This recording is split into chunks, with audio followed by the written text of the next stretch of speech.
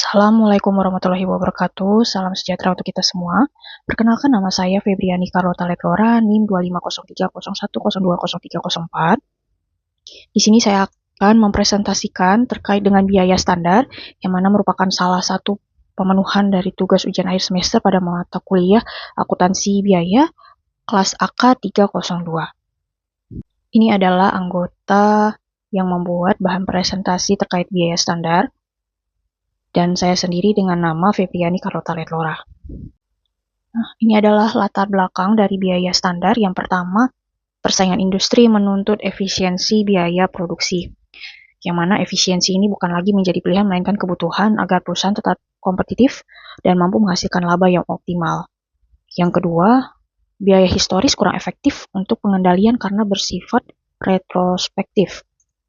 Nah, artinya, hanya mencatat apa yang sudah terjadi. Akibatnya, manajemen baru mengetahui adanya pemborosan atau inefisiensi setelah proses produksi selesai, sehingga tindakan perbaikan sering terlambat dilakukan. Nah, terus latar belakang selanjutnya ini, biaya standar digunakan sebagai tolak ukur biaya yang seharusnya terjadi. Jadi, biaya standar ini ditetapkan di awal periode sebagai pedoman atau benchmark dalam menilai kinerja operasionalnya. Dan yang terakhir, analisis varians membantu manajemen mengidentifikasi dan mengendalikan inefisiensi. Dari selisih tersebut, perusahaan dapat mengidentifikasi sumber inefisiensi dan segera mengambil langkah pengendalian yang diperlukan. Dengan demikian, pengelolaan biaya menjadi lebih terarah, cepat, dan efektif. Slide ini adalah pengertian dari biaya standar, yaitu estimasi biaya yang ditentukan di muka atau di awal periode untuk mencatat transaksi keuangan sebagai patokan anggaran. Tujuannya untuk mengevaluasi efisiensi operasional dan mempermudah perhitungan biaya produk massal. Nah, di sini terkait biaya standar pasti ada analisis varians, yaitu perbedaan antara biaya standar dan biaya aktual, dianalisis untuk menemukan penyebab ketidakefisienan. Kemudian adanya fleksibilitas, harus diperbarui secara berkala mengikuti kondisi pasar terkini.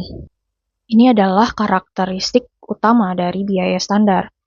Yang pertama, ini ditentukan di muka atau predetermined, yaitu biaya standar ini dihitung sebelum proses produksi dimulai, berdasarkan studi teknis dan pengalaman masa lalu, bukan berdasarkan pengeluaran aktual yang sudah terjadi.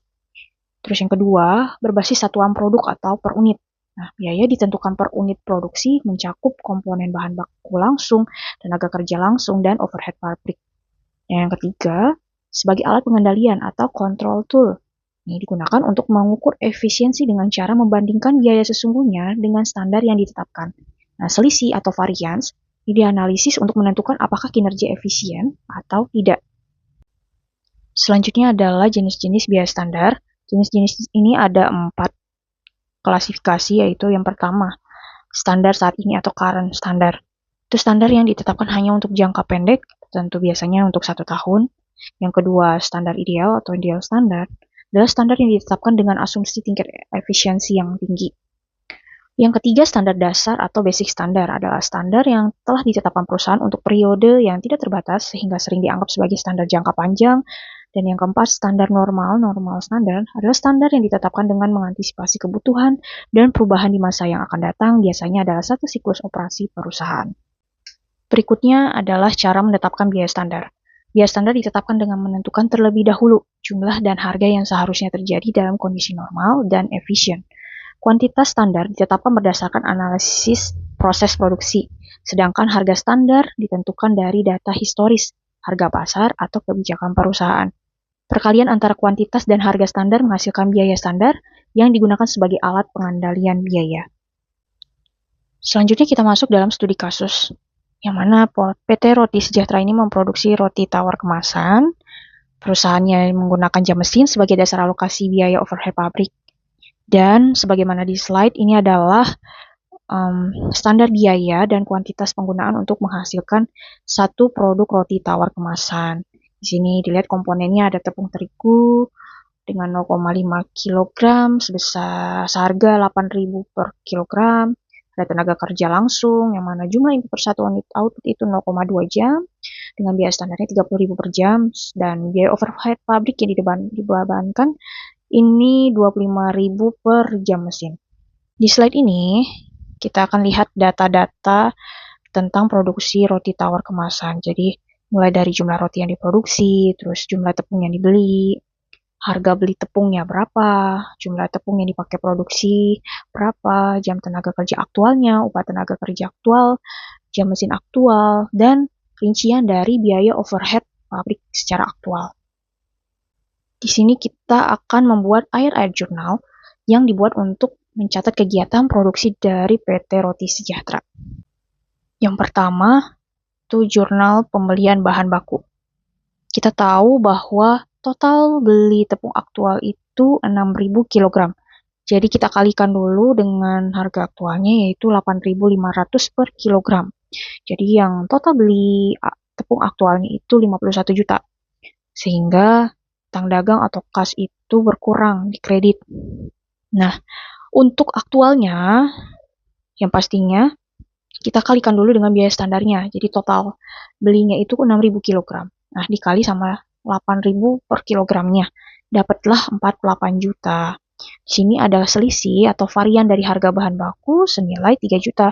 Sehingga persediaan bahan baku kita catat 48 juta di debit dan variannya kita catat juga di debit sebesar 3 juta.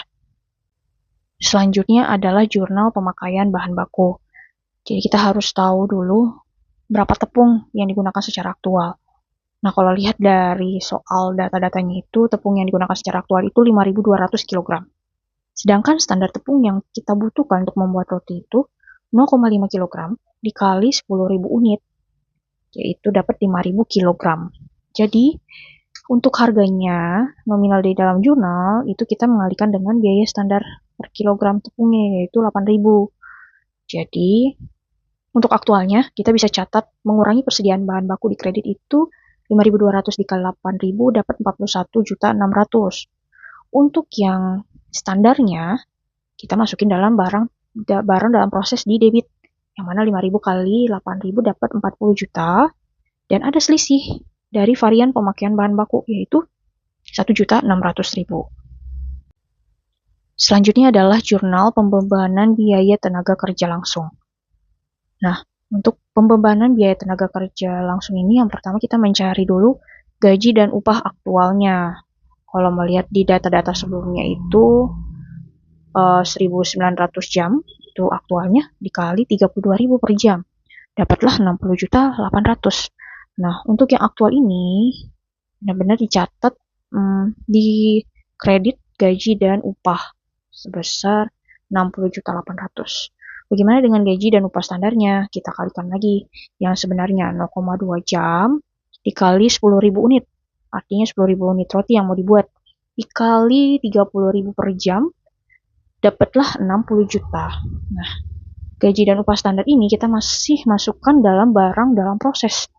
Sebesar 60 juta. Bagaimana dengan selisih upahnya? Nah, selisih upah tenaga kerja langsung itu bisa kita lihat bahwa 32.000 per jam dikurangi 30.000 per jam itu selisihnya kita kalikan dengan 1.900 jam dapatlah 3.800. Itu kita masukkan dalam debit 3.800. Nah, ada selisih penggunaan jam tenaga kerja langsung. Jadi dari 2.000 jam dikurangi 1.900 jam dapatlah 100 jam dikali 30.000 itu biaya standarnya sama dengan 3 juta. Jadi varian-varian itu kita sesuaikan, masukin dalam jurnal yang mana varian upah tenaga kerja langsung tadi masuk dalam debit dan varian penggunaan jam tenaga kerja langsung masuk di kredit. Selanjutnya adalah jurnal pembebanan biaya overhead pabrik. Tadi sudah dijelaskan bahwa biaya overhead pabrik berdasarkan jam mesin. Nah, untuk mencari tahu BOP dibebankan yaitu jam mesin standar dikali tarif standar. Nah, tadi jam mesin standar di datanya itu 2.100 jam dikali dengan tarif standarnya itu 25.000 dapatlah 52.500. Yang mana barang dalam proses masuk dalam debit dan BOP didepankan di kredit sebesar 52.500. Selanjutnya adalah jurnal biaya overhead pabrik secara aktual. Itu dicatat saja disesuaikan dengan data-data yang tadi di slide sebelumnya, yang mana total BOP pabrik aktual sendiri itu secara keseluruhan adalah 250 juta. Yang mana jurnalnya adalah biaya overhead pabrik masuk di debit sebesar 250 juta dan di kreditnya itu disesuaikan dengan rinciannya, yang mana terdiri dari akumulasi pengisian mesin 120 juta, utang listrik 60 juta, kas atau utang gaji sebesar 50 juta, dan persediaan bahan penolong sebesar 20 juta. Yang terakhir adalah jurnal penutupan biaya overhead pabrik. Di sini kita harus mencari tahu dulu terkait dengan selisih BOP-nya, yang mana BOP aktualnya 250 juta dan BOP secara standarnya itu 52 juta 500 dengan selisih 167 juta 500 ribu. Sehingga ada jurnalnya yaitu BOP dibebankan di debit sebesar 52 juta 500, terus variannya di debit sebesar 197 juta 500 ribu, dan di kredit ada akun biaya overhead pabrik sebesar 250 juta. Demikianlah penjelasan saya terkait dengan biaya standar di mata kuliah akuntansi biaya. Mohon maaf apabila ada kesalahan kata dan ucapan. Saya akhiri. Assalamualaikum warahmatullahi wabarakatuh dan terima kasih.